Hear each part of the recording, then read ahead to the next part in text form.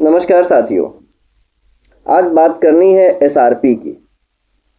क्या है ये एसआरपी और क्यों इतनी चर्चा का विषय बनते जा रही है। हम जब कोई भी सामान खरीदते हैं तो उस पर एक एमआरपी लिखी होती है, मैक्सिमम रिटेल प्राइस, यानी इससे ज़्यादा का ये सामान नहीं मिल सकता, नहीं देना चाहिए, नहीं देना है। अगर देंगे तो सरकार आपके साथ खड़ी है। उपभोक्ता संरक्षण कानून का पालन करना पड़ेगा व्यापारी को और एमआरपी से ज्यादा का सामान नहीं देना है। ये अलग बात है कि ये एमआरपी मैन्युफैक्चरर तय करेगा। वो ये नहीं बताएगा कि उसने इस सामान को बनाने में कितनी लागत लगाई है, बल्कि वो ये डिसाइड करेगा कि वो कितने में बेच रहा है और उसके बाद के ट्रेडर कितने में बेच रहे हैं। होना तो ये चाहिए था कि हर प्रोडक्ट पे प्रोडक्ट मैन्युफैक्चरिंग कास्ट होनी चाहिए थी, उसके बाद प्रॉफिट के साथ उसकी इनिशियल सेलिंग प्राइस होनी चाहिए थी और उसके बाद मैक्सिमम रिटेल प्राइस लिखी जानी चाहिए थी। लोगों को पता तो लगे कि कौन सा सामान कितने रुपए में बना है, कितना उस पर टैक्स गया है, कितने रुपए का वो खरीद रहे हैं। थोड़ी सी ट्रांसपेरेंट व्यवस्था हो जाती, कम से कम लोगों का हित तो होता। लेकिन हो क्या रहा है? हो ये रहा है कि अब मैक्सिमम रिटेल प्राइस की जगह सजेस्टेड रिटेल प्राइस आ रही है। ये सजेस्टेड रिटेल प्राइस मतलब हमने एक रेट डाल दिया इस पे, लेकिन ये रेट एक सजेस्टेड रेट है।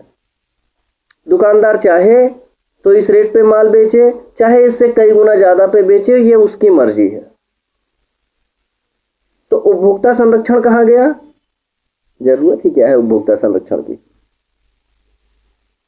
जाने दो। उपभोक्ता थोड़ी ना चंदा देता है, चंदा तो कारपोरेट देता है, चंदा तो व्यापारी देता है। तो हित किसका होना चाहिए? ऐसी मंशा के साथ ये बिल आ रहा है। एक छोटा सा उदाहरण समझिए कि आप अगर मान लीजिए किसी हाईवे पर जा रहे हैं और आपके बच्चे को बहुत तेज प्यास लगी है, वो रो रहा है, प्यास के बिना उसकी हालत खराब है। दूर एक रेस्टोरेंट या ढाबा है, वहां पानी की बोतलें हैं, रात का समय है। आप गए, बोतल पर 20 रुपए की एमआरपी पड़ी हुई है या 20 रुपए की एसआरपी पड़ी हुई है। आपने दुकानदार से कहा एक बोतल पानी दे दो, उसने कहा भैया 250 रुपए लगेंगे। अब नाराज हो गए कि भैया 250 क्यों, बोतल पे तो 20 रुपए लिखा है। तो दुकानदार कहेगा कि भैया ये 20 रुपए जो आप देख रहे हैं ये एमआरपी नहीं है, ये एसआरपी है। ये मुझे सजेस्ट किया जा रहा है कि मैं 20 रुपए में आपको दूं, लेकिन मैं बाहर से लाता हूं, रात भर जगता हूं, उसका मेहनताना कौन देगा, इसलिए मैं इसको 250 में ही बेचूंगा। आपको लेना है लीजिए, नहीं तो आगे चलिए। अब क्या करोगे? आप कहीं फोन मिलाओगे तो भी कुछ नहीं होगा, क्योंकि ये उसका राइट हो चुका है। अब क्या करेंगे? अब आपके पास सिर्फ एक रास्ता है कि आप उसको 250 रुपए में खरीदिए और अपने बच्चे की प्यास बुझाइए। सरकार इससे बहुत खुश होगी। क्यों?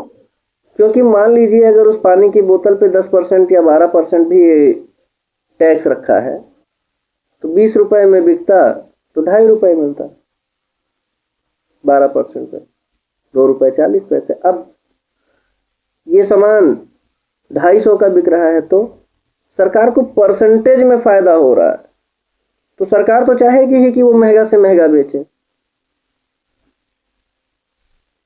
अब फैसला आपको करना है, एसआरपी आने देनी है या कानून में संशोधन होकर एक ऐसा कानून आना चाहिए जिसमें प्रोडक्ट की मैन्युफैक्चरिंग कास्ट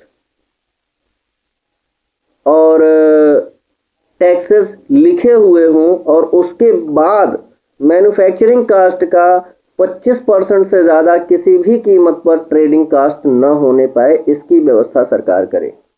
ये लिखा होना चाहिए।